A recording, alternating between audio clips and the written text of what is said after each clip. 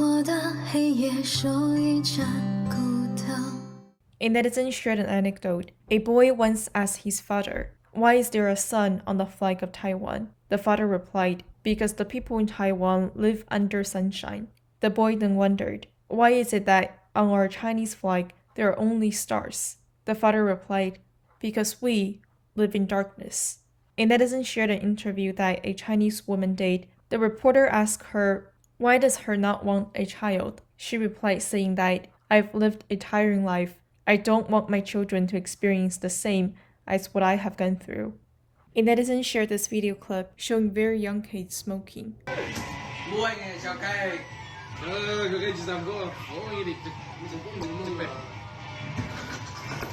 A netizen shared that at a children's hospital in Shenzhen, in order to pay the medical bills for their child, a young couple took out 11 different cards that contain all of their loans and savings, as well as their parents' pension funds, the money they borrowed from their friends and relatives, and even the 30,000 yuan from their 90-year-old grandmother. The couple cried as they were swiping the cards, and staff at the children's hospital also shed tears. The total amount they paid was 699,700 yuan. Important to note that this couple earns less than 100,000 yuan per year. A netizen shared that after watching the movie Dying to Survive, which is a 2018 Chinese comedy drama film produced based on the real-life story of a Chinese leukemia patient, wrote the following comment. "If you think that the movie is a way too realistic depiction of events in China, you are then wrong, because the reality in China is much more cruel than was depicted in the movie." A netizen shared that according to Chinese media reports, nearly 200,000 children are lost in China on an annual basis, and only 0.1% of them can be found.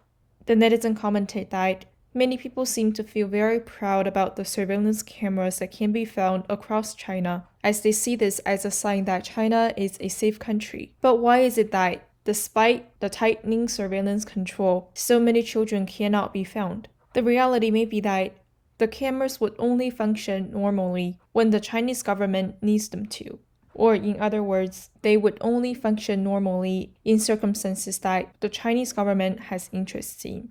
A netizen shared that as schools in China began opening on February 22nd, Chinese media across the country have been reporting on how the first lessons of many elementary schools, middle schools, and even kindergartens across the country were singing praises to the Chinese Communist Party. For example, in some places, the first lesson was about the history of the Communist Party. The Communist Party instructed, quote, passing on the genes of communism from one generation to another. At Kunming Elementary School, students were mandated to learn about the heroic stories regarding the Sino-Indian border clash. And at Chengdu Elementary School, thousands of students were mandated to embroider a Communist Party flag. And at an elementary school in Hengyang, students were organized to visit the patriotic education base. A student was later interviewed and talked about how during the visit, she heard of a story about the turtle soup. She said that she was deeply moved when hearing that Luo Ronghuan, a Chinese military leader, how when he was seriously ill, he still refused to drink the turtle soup,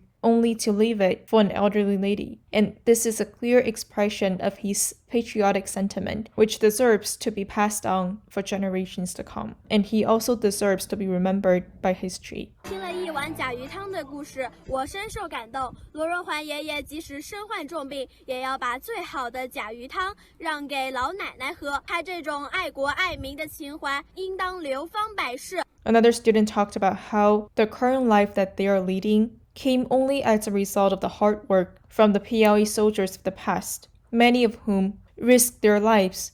And the student mentioned how he is determined to become a Communist Party member to pay back to his home country. 现在的生活来之不易，都是以前的革命烈士们他们用生命换来的。作为一名少先队员，我要好好学习，长大以后做一名共产党员，报效祖国。 A netizen replied saying that I've never heard about the turtle soup story. Perhaps the Communist Party changed the subject matter in its propaganda because otherwise it would be difficult for the children to understand, given that nowadays people's living standards have indeed improved, comparing with the time that she grew up in. A netizen said that all the Chinese nationals living overseas that oppose totalitarian control should stand united. The Chinese Communist Party has been using all tactics imaginable to sow division among the pro-democracy activists and advocates who are ethnic Chinese that are living overseas. The freedom to believe is an inalienable right that every single individual deserves, and contributing to the disintegration or collapse of a totalitarian regime should also be the common goal of every single Chinese individual that still believe in the power of conscientiousness.